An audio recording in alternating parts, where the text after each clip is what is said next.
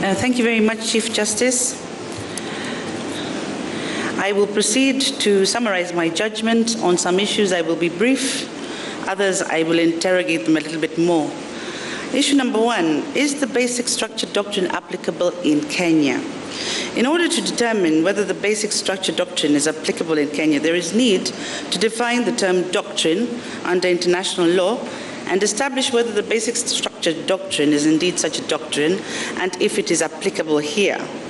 I recognize that there are differing opinions on the definition of a legal doctrine, but to my mind, the basic structure doctrine as presented by the parties to us is a judge-made law emanating from the municipal court, which is the Supreme Court in India, in the Kesavananda case.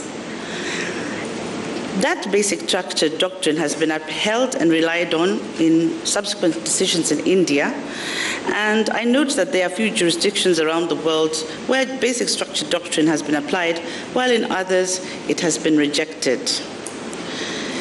It is my considered view that the basic structure doctrine as presented by the parties does not constitute a widely adhered to a legal doctrine. It is my observation that the basic structure doctrine has been both applied and rejected. I have listed the countries in which that has happened, and therefore it is my considered opinion that the states only constitute a very small percentage of countries in the world that have attempted to apply or have applied the doctrine. Furthermore, there have been no pronouncements made at the international level, no international case law on the same. The only available cases are from domestic courts at national jurisdiction, and therefore it cannot be said that the basic structure doctrine has attained the status of a general principle under international law, and it cannot be applied by this court as a general rule of international law as contemplated on Article 2(5) of the Constitution of Kenya 10. The above notwithstanding, is the basic structure doctrine as presented by the parties applicable in Kenya? It is my considered opinion the answer to this question can only be deduced by our constitutional past. Kenyans stressed the fact that they needed a constitution that had entrenched provisions on certain aspects, was not too simple to amend, and one that required their participation in terms of amendment. The final report of the Constitution of Kenya Review Commission captures these sentiments where the people's voice is summarized. And these sentiments made it into our current Constitution, where Chapter 16 of the Constitution is unequivocal on how to amend the Constitution. It is therefore my position that it was the intention of the drafters of the Constitution to protect or entrench the specified 10 matters in Article 255(1) by stipulating their specific amendment procedures. If the drafters of the Constitution intended to entrench or protect any other provisions or deemed them eternal or unamendable, they would have expressly done so. On my part, I do not consider any article in the Constitution unamendable or constituting eternity clauses. A textual reading of the Constitution confirms this view. It is evident, therefore, that the Constitution itself expressly provides an inbuilt amendment procedure for any anticipated amendments. Consequently, it is unnecessary to import the so-called basic structure doctrine into Kenya. I briefly turn to the issue of constituent power, and I find that the constituent power is a power that cannot be limited by any pre-existing rules, even if such rules purport to regulate replacement of the current constitution. It is also my finding that the 4 sequential steps are not expressly provided for and cannot be inferred from Article 257 of the Constitution. As such, those steps cannot be a mandatory requirement when there is no law providing for the same. Moving on to the next issue, as to whether the President can initiate changes or amendments to the Constitution. The Court of Appeal upheld the High Court's finding that the President, for as long as he held office, could not, as an ordinary citizen, move constitutional amendments through a popular initiative on the ground that the same route is intended for ordinary citizens. The appellate judges found that the amendment bill was not a popular initiative, considering that the process that culminated in the same was a process that was led and driven by the executive, the political elite, as opposed to the people of Kenya. Some respondents have urged that the proposals by the BBI task force could have been taken up by anyone else, by any promoter, but not the president himself. Having perused carefully through the judgments of the superior courts and also through the Constitution of Kenya, I find this proposition is untenable for several reasons which I shall expound upon. However, before I expound on my views, I must state I'm rather disturbed and concerned by the way the superior courts framed their issues for determination. The High Court framed its issue 3 for determination and used words not in the constitutional text, attached meaning to them, and made determination on them. At paragraph 388 of its judgment, the High Court framed the issue as follows. What is the constitutional remit of amendment of the Constitution through a popular initiative? This issue further twins into two sub-issues. Who can initiate a popular initiative under our constitutional setup? And 2, is the BBI process of initiating amendments to the Constitution in conformity with the legal and constitutional requirements? And 5, was the President in contravention of Article 73(1) of the Constitution for claiming authority and purporting to initiate constitutional changes through BBI? Similarly, at the Court of Appeal, Musinga, President of the Court of Appeal, listed the following issue for determination: whether the President of Kenya can initiate the process of amendment of the Constitution as a popular initiative, and who the initiators and the promoters of BBI initiative were. The learned judges of appeal unanimously agreed with the High Court that the BBI amendment process under Article 257 of the Constitution was intended for ordinary citizens. Further, they stated that this is a citizen-conceived, citizen-initiated, and citizen-driven process. A lot of time and attention was dedicated to the meaning of certain words. This would not be problematic if these words were found within the body of the Constitution to interpret an appropriate meaning to them. However, interpretation of words not in the Constitution bring confusion. In my view, a constitutional court must confine itself to interpretation of the letter of the Constitution, and if any word or phrase is read in, it must be clear that this is the rule of interpretation at play. The words I'm concerned about include initiate and initiator, citizen-initiated, and private citizen. None of these words appear in Articles 255 to 257 of the Constitution. The High Court in particular went on a spirited approach to expound on these terms and paid little attention to the words that actually appear in Chapter 16 of the Constitution, which are the words promoter, popular, and initiative. In my opinion, the learned judges introduced a non-constitutional actor called an initiator, who performs a non-constitutional action, initiate, when the Constitution only provides for a promoter whose definition is vastly different from an initiator. As such, the emphasis was laid on the actor initiator. This, in my opinion, fundamentally changed the import and meaning of Article 257 of the Constitution, and I am of the opinion that the correct approach should have been to define what a popular initiative is and who can be or who is a promoter of a popular initiative. The superior courts ignored the fact that the drafters of the Constitution used certain words and went in to read in words whose effect is to change the entire meaning of the constitutional text. The tool of reading in is only applied where the framers have left out a word or phrase from a provision. Further, this reading in must be supported by other connected provisions of the Constitution.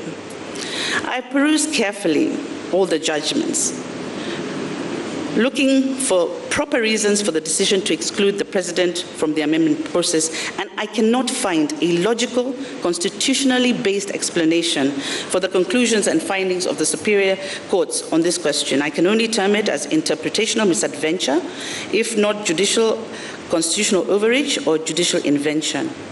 As such, the learned judges erred fundamentally on this, and in my considered view, which I shall now expound on, I will specifically look at the constitutional amendment process as provided for in Chapter 16, the interpretation of constitutional silences, the exercise of the authority of the people under Article 1, the authority of the President under Article 131 and 132 and 141(3), and the political rights under Article 38. The Constitution 2010 provides for two processes through which it can be amended. These are the parliamentary initiative and the popular initiative. For the popular initiative, promoters, after collecting the signatures of at least 1 million voters, submit the signatures and the bill to IBC, who sends the bill to the counties. The bill must then be approved by a majority of the county assemblies, and then approved by a majority of the houses of parliament. And if parliament passes the bill, it is submitted to the president for assent. It then goes to referendum, where the majority of voters must support it. Article 257 does not define popular initiative. Nevertheless, I am of the opinion that at the heart of construing the meaning of popular initiative, it lies with the numbers. It is proper to lay emphasis on the numerical value of at least 1 million registered voters who have to sign, the numerical value of at least half of the counties who have to vote to support, the numerical value of 2/3 of the votes in both houses in parliament, and the numerical value of half the votes cast by registered voters at the referendum. It is the numbers that count. It is the numbers threshold that the promoter must meet. It is the numbers that makes the initiative popular. In the context of Article 257 of the Constitution, a promoter needs at least 1 million registered voters to support their proposals. That's what triggers the IEBC verification process. It is therefore my considered view that the popular initiative is primarily about numbers that the promoter must attain, and not about who the promoter is or who the person who brings the amendment is. As such, the Superior Courts made a fundamental error by determining that popular, the word popular, relates to who moves the amendment and not the numerical threshold that the promoter has to attain. So, for example, in 2016, the COA Kenya bill were not able to achieve the 1 million signatures, and it collapsed through the operation of the law. It is important to note also that Section 257 does not in any way specify who may move a constitutional amendment process by popular initiative. It does not contain an explicit bar against any person promoting a constitutional amendment by popular initiative. It specifically provides what actions the promoters are tasked with in order to begin and complete an amendment process, but it does not state who the promoters must be. The unsaid is influential in constitutional law. Some matters of constitutional relevance sometimes are left unaddressed. Sometimes, knowingly or unknowingly, the drafters of the Constitution may underappreciate how much power rests in the silence around the text. Constitutional silences are functional and inevitable, and enabled by a lack of very strict textual restraints, constitutions have the capacity to grow with time, experience, societal needs and changes, thus allowing successful constitutions to thrive. This Supreme Court has played a crucial role in interpreting silences in the Constitution, but it must be cautious, though, so as to avoid judicial legislation. This court must interpret silences judiciously. Taking recourse to this doctrine, therefore, how do we interpret the silence as to who can originate a popular initiative amendment? In my considered view, the first step leads us directly to the constitutional text itself. Article 1 of the Constitution is categorical, that all sovereign power belongs to the people of Kenya and shall be exercised in accordance with the Constitution. Further, in that article, sovereign power may be exercised either directly or through their democratic elected representatives.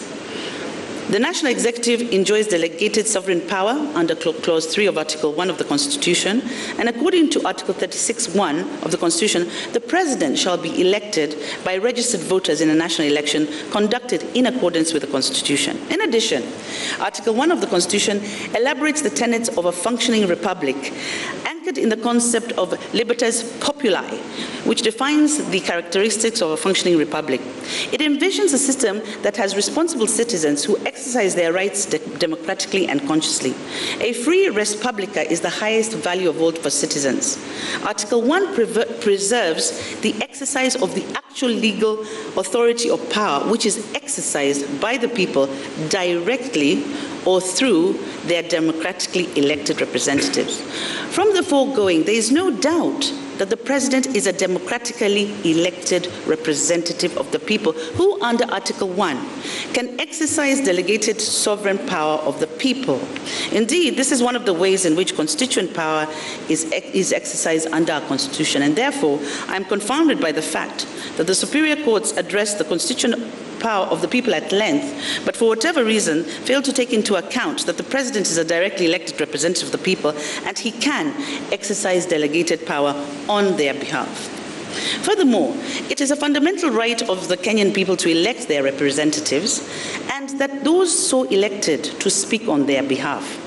To limit the ability of an elected representative to speak, to act, to work on behalf of his or her electorate is itself a limitation of the people's political rights under Article 38 of the Constitution.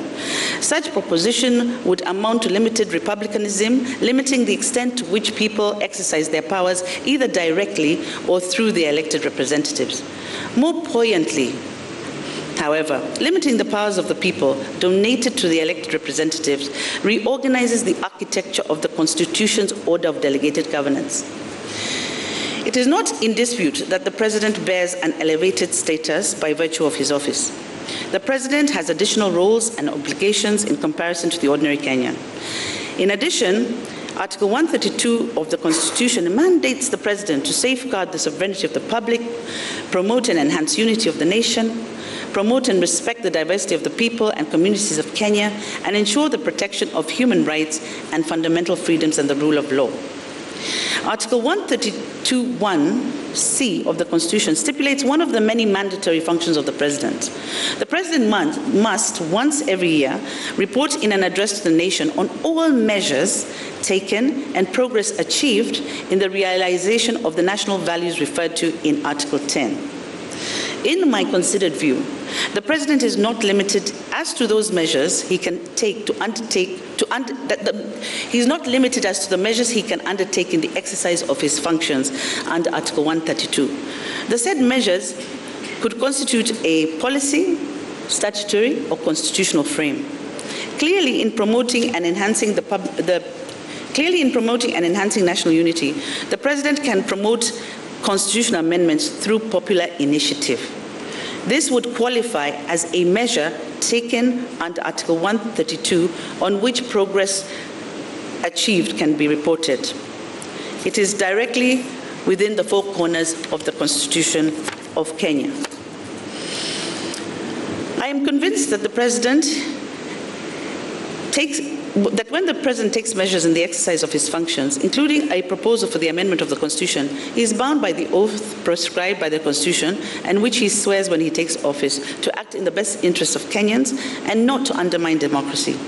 One need not worry about the President overstepping because the parameters in the Constitution are sufficient to rein him in. How can I claim this so boldly? This is informed by our constitutional history.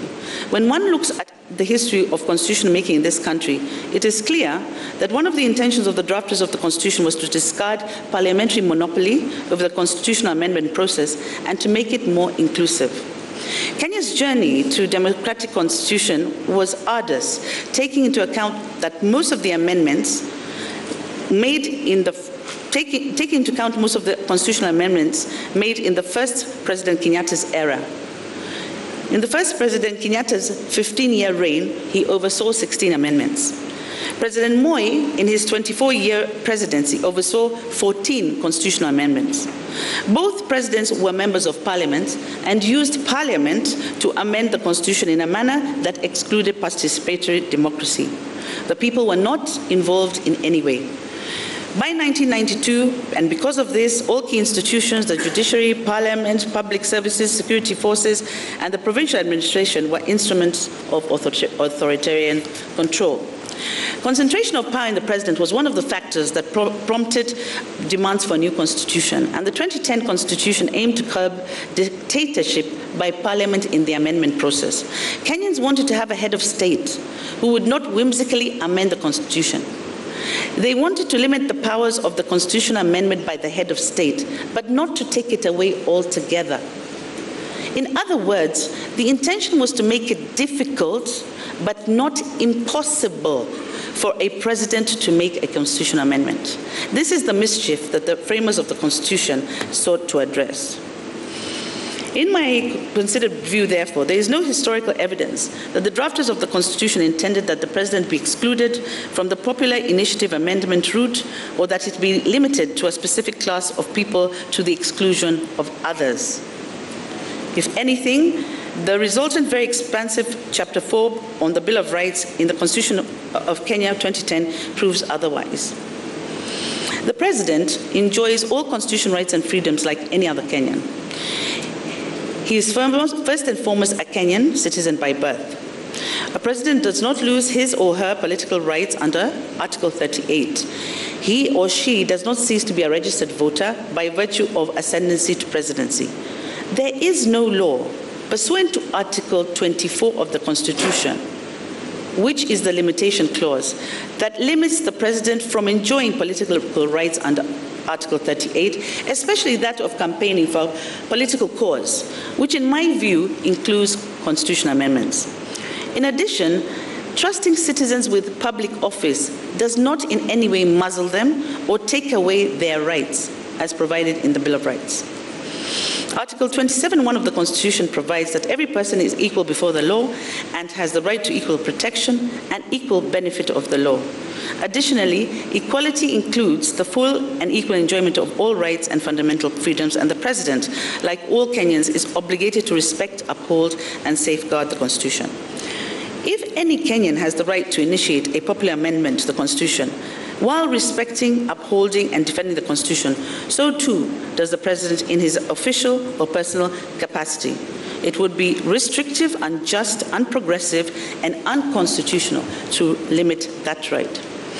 At this juncture, I find it prudent to comment on the submissions that the president is excluded from promoting changes to the Constitution by popular initiative because he can do so through Parliament.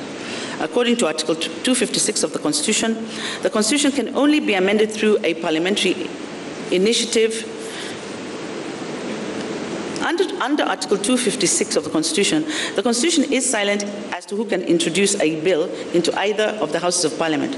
However, the composition of Parliament is clear, and the membership of the National Assembly is provided for under Article 97(1), and that of Senate under Article 98(1).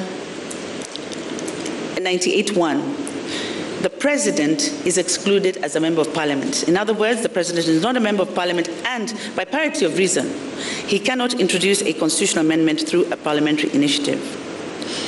Apart from making the finding that the president cannot initiate constitutional changes, the Superior Courts also found that state organs similarly cannot initiate such changes. However, it is important to note that all state organs and state officers form part of the national executive, county governments, the legislature, the judiciary, independent commissions, and independent offices. Accordingly, then, all holders of such offices under Article 1 also exercise delegated power from the people and must perform their functions in accordance with the Constitution. If those functions require measures or policy actions that would require constitutional changes, then they must be able to use their delegated authority to exercise those functions. To suggest otherwise would result in an absurdity. For example, let us assume that Chief Justice, as the chair of the Judicial Service Commission, wishes to make proposals on judicial reforms. And she puts together a draft bill and presents it to the IEBC as a promoter. If we are to follow the findings of the Superior Courts, the Chief Justice would find herself barred from proceeding. However, if her Chief of Staff or the Deputy Chief Registrar were to take the same document, it would be acceptable. Similarly, if the Speaker, as the Chair of the Parliamentary Service Commission, wished to make some proposals, constitutional proposals around parliamentary reform, the judgment of the Superior Court would prevent him from taking such amendments himself, although the clerk of the National Assembly and the head of the legal department in Parliament can do so. The result is leadership without authority. In a democratic government, it is an untenable absurdity. In conclusion, I'd like to say on this point, the popular initiative amendment is not a preserve of specific persons. Any Kenyan can originate and promote the popular initiative amendment, and the people, as defined in the Constitution, also mean their representatives exercising donated sovereignty. As such, it remains an inclusive process and not a process that excludes and that empowers every person to propose constitutional amendments. Having found that the President and the state organs can promote a popular initiative, who then was the real promoter in the impugned bill in the dispute before us? A perusal of volume 34, page 226 of Marara Omoke's record of appeal reveals the replying affidavit of Dennis Wawero, whereby he swears that he and Junet Mohammed are the co-chairpersons of the Building Bridges to a United Kenya, created and mandated with the task of initiating a constitutional amendment process and unifying Kenyans, among other things. From the record, IEBC's press release acknowledges the receipt of the Constitutional Amendment Bill 2020 and the 4.4 million supporter signatures. There is also a letter from IEBC which specifically talks of the promoters as Dennis Wawero and Junet Mohammed. It is therefore my conclusion that the promoters referred to in this bill are Dennis Wawero and Junet Mohammed. The record speaks for itself. Further, having perused the Constitution of Kenya Amendment Bill 2020 in Annexure B of the report of the Steering Committee of the Implementation of Building Bridges to a United Kenya Task Force report of October 2020, and the Constitution of Kenya Amendment Bill 2020 dated November 25, 2020, and the promoters' bill that was forwarded to county assemblies and parliament, I make observations that the bills are vastly different in terms of content and proposed amendments. For instance, while the Steering Committee Annexure Bill does not propose amendments to Articles 82, 89, 1, 96.3, 115.4, 168, 188.1, 204, 206, 207, 228, and 250 of the Constitution, the promoters' bill does. The bill as presented by the promoters to the IEBC does not contain some of the amendments contained in the Steering Committee bill, namely amendments to Articles 91, 200, and the repeal and replacement of Article 218, insertion of 218A, amendments to Articles 221, 223, and the repeal and replacement of Articles 246. In addition, there are new Articles 108A, 153A, 206A, which only appear in the promoters' bill and do not appear in the committee steering bill. There are also major differences in the preambles, in the first and second schedule, which are substantially different. So there are two different documents. None of the superior courts examined this fact, leading them to the erroneous conclusion that the BBI Steering Committee, the BBI Task Force, and the promoters were one and the same. Neither Junet Mohammed or Dennis Wawero were part of the BBI Steering Committee or the BBI Task Force, both of which were gazetted by the President. They are similarly named initiative of which their part has no legal nexus with the two gazetted entities. It is clear in correspondence between IEBC and the promoters that they engaged the IEBC as individuals and were not representing any entity, including the President. As I conclude on this issue, I fault the superior courts for making declarations of unconstitutionality without specifically itemizing the article of the Constitution that was either denied, violated, infringed, or threatened.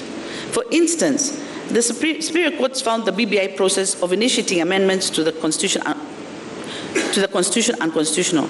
Which specific article of the Constitution it offended or threatened, it is still unclear. The superior courts ought to have dissected the issue to specific actions that were taken against the constitutional provisions against which they could be measured. Instead, it would appear that the focus was on actions actors and processes which are not within the constitutional ambit, and in particular, which are not to be found under Article 257 of the Constitution. In summary, my finding on the issue is the President did not initiate the amendment process in dispute. He was not the promoter of the popular initiative under 257. I now move to the third issue, which is whether the second schedule to the Constitution of Kenya bill is unconstitutional. Before ascertaining the unconstitutionality of the second schedule, it is important to interrogate the legal standing of the impugned bill. In Black's Law Dictionary, a bill is defined as a legislative proposal offered for debate before enactment. Article 109 of the Constitution says that Parliament shall exercise its legislative power through bills passed by Parliament and assented by the President.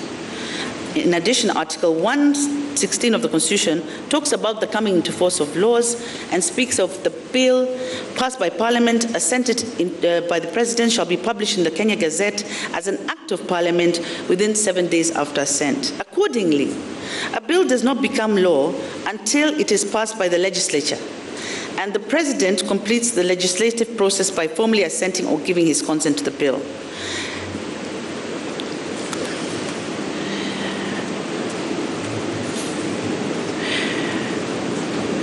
Articles 2.4 and 165 of the Constitution contemplate scenarios where laws are unconstitutional and can be declared so. The Constitution does not provide for pre-enactment mechanisms to determine whether a bill is constitutional or not.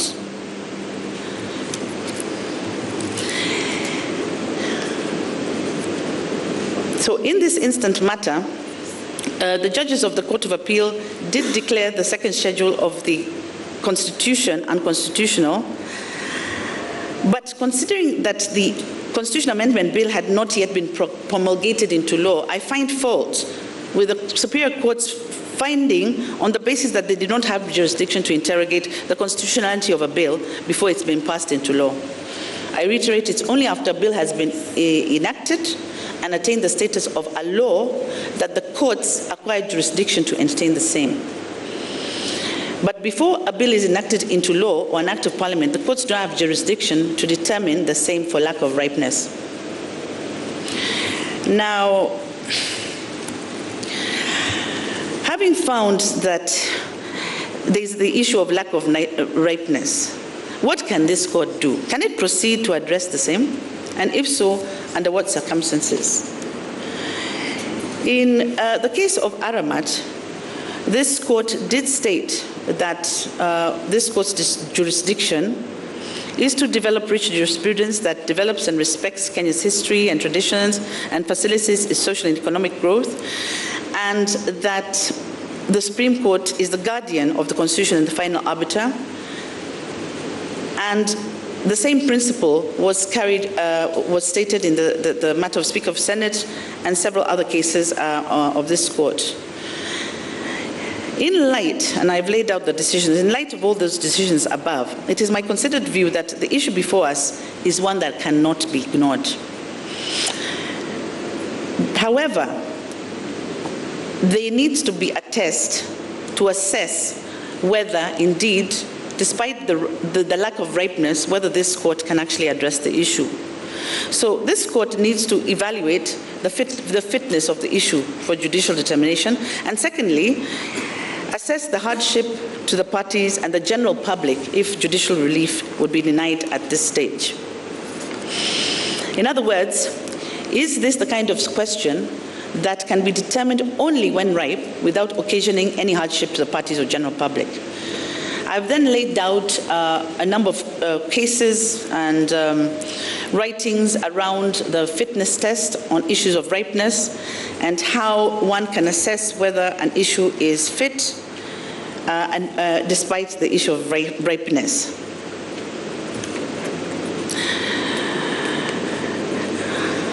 I do find, having laid out the issues around the test, I do find that in this particular situation that this court can apply the test and we can address the issues despite the lack of ripeness surrounding the bill. Thus, I have perused the second schedule to the Constitution of Kenya Amendment Bill and noted that it seeks to introduce an amendment to Article 89(1). However, the schedule that is attached then purports to amend Articles 81(2), 3, 4, 5, and 6, but it purports to do this on its own without an accompanying proposed amendment to that section.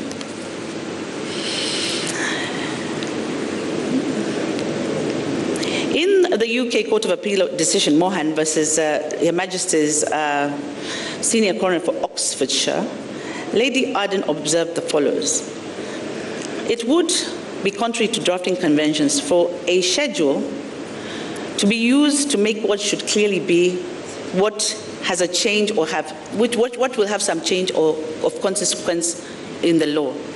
It is improper for a schedule to have matters of principle, and nothing should be placed in a schedule to which the attention of Parliament should be particularly directed. Flowing from the above, I am persuaded that the second schedule to the Constitution Amendment Bill, even if it were to be enacted into law, cannot amend Article 89 of the Constitution. It would be contrary to drafting conventions if the schedule of the Constitution was to propose an amendment to a substantive article of the Constitution on its own. What ought to have happened is that there needed to have been a standalone provision that brought the substantive amendments to Articles 89(2), 3, 4, 5, 6, 7, and 8. Therefore, the second schedule to the Constitutional Amendment Bill conflicts with the substantive provisions of Article 89 of the Constitution, and it is therefore unconstitutional. On issue number 4, on whether the President can be sued for performing functions of his office, I will be brief. The rationale for presidential immunity comes from the enormous responsibility bestowed upon a president as a single source of executive power. Therefore, immunity from legal proceedings is designed to permit a president to just discharge his obligations with as much autonomy as possible without anxiety that court proceedings would probably disturb, humiliate, or encumber him from focusing on his duties. This protection is also envisioned to shield the dignity of the office of the president and not him personally, particularly because he makes far-reaching and sensitive decisions. I've considered the parties' pleadings and submissions, and it's obvious that the point of diversions is whether or not the president is immune from constitutional violations during his tenure of office. It is not contested that the president appointed the Building Bridges, the BBI task force, to document and recommend practical administrative reform processes that will build the country's long-lasting unity and implement modalities for each identified area. The President has a unique position in the constitutional scheme, and as already discussed in issue number 2, he has a responsibility to promote and enhance the unity of the nation.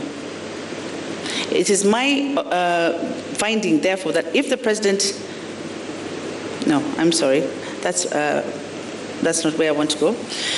It is my finding that the President, in appointing the BBI task force, was discharging his constitutional mandate, promoting and enhancing the unity of Kenya, and consequently, there was no basis for concluding that the President's actions contravene the Constitution to deprive him of immunity provided for under Article 143 of the Constitution. There is no evidence tabled before the trial court to dispute this, and that his actions were not within the four corners of his constitutional mandate of promoting and uniting the country. One may ask what recourse is available to a party who is aggrieved by the presidential actions or omissions that grossly violates the Constitution and is outside his constitutional function. And Article 145 provides any member of the National Assembly, supported with at least 1/3 of members, the ability to move a motion of impeachment. And that is how to deal with it. To this end, I I do disagree with Justice Tuyot on his conclusion that Article 132 leaves it open for the President to be held personally liable once out of office for any act or omission not done in office. And my finding is that the President's actions or omissions entitle him to immunity as provided for in under 143 of the Constitution. I'll move quickly to the next issue, which is public participation. And this is what I'll say. To determine whether the Constitutional Amendment Bill 2020 was subjected to public participation within the parameters of Article 257 of the Constitution, we need to examine the steps and inbuilt mechanisms that are provided for therein. In my opinion, the steps are as follows: the submission of the bill and the minimum 1 million signature of registered voters.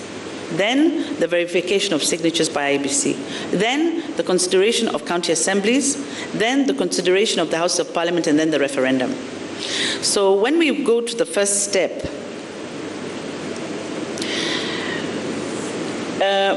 Mr. Omoke urged us that the promoters ought to have conducted public participation prior to the collection of signatures. But on this, it is my finding that the collection of signatures is not a constitutional process under Chapter 16 of the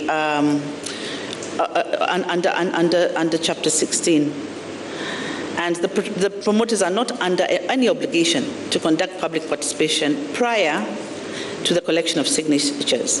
In order to assess whether the public participation has been conducted in accordance with the specific provision of the Constitution, the test which a court ought to apply is against a particular provision. So to my mind, Article 257 of the Constitution does not first provide for the collection of signatures, but for the submission of a bill with at least 1 million signatures. This, in my opinion, is the first step. And then second, it does not make provision for public participation during the collection of signatures. Having found that Article 257 does not expressly provide for public participation during the collection of signatures, the standard to apply when assessing the same, if any, will be lower than the law, than where the law is expressly provided for public participation. I am unable to agree with the Court of Appeal's findings that there was a constitutional requirement to conduct public civic education at the point of collection of signatures. And I cannot concur with Nambuye's finding that there was need to give the public the reports, the bill in Kiswahili, Braille, sign language before the referendum. Having found that the constitutional amendment process commences with the submission of signatures and that the Constitution is silent on pre-bill procedures, it is my considered opinion that the promoters were not required to take public participation at this juncture.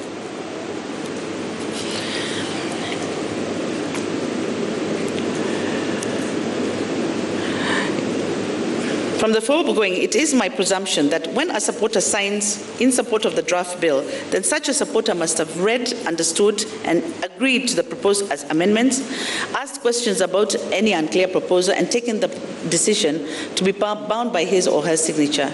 It therefore goes without saying that the promoter, before urging the support of his or her proposal, must talk to people or must have made his bill understood by the people. I disagree that there was no, I disagree with the court's conclusion that there was no public participation during the collection of signatures. And moving on to the next step is to consider whether there was public participation at the county assemblies. I take judicial notice that in compliance with the Constitution and the County Governments Act, county assemblies have standing orders with set guidelines on public participation, and in that regard, a bill in the county assembly, having been read for the first time, is committed to the relevant select committee, where it takes into account views and recommendations from the public and reports back to the county assembly. I've looked at the record, and it's my conclusion that none of the petitioners before the High Court specifically alleged that any of the county assemblies failed to conduct a public participation as per the standing orders. Similarly, there is a similar process before the two houses of Parliament, and there is no evidence that this public participation did not take place. It is my finding, therefore, that there was public participation at the county level and at the House of Parliament. The final step in assessing public participation under Article 257 is at the referendum stage, but we had not reached there. Lastly, on this question of public participation, I believe it is time for the legislature to urgently provide for the parameters of public participation. I recommend it does so through a statutory enabling framework. Such legislation should provide precision and clarity on the various processes involved and address issues like mode, extent, stages, proof of public participation, funding, responsibilities of who does what and when. Does the IBC have the requisite quorum to conduct business? It is my finding that it does. And I'm sorry.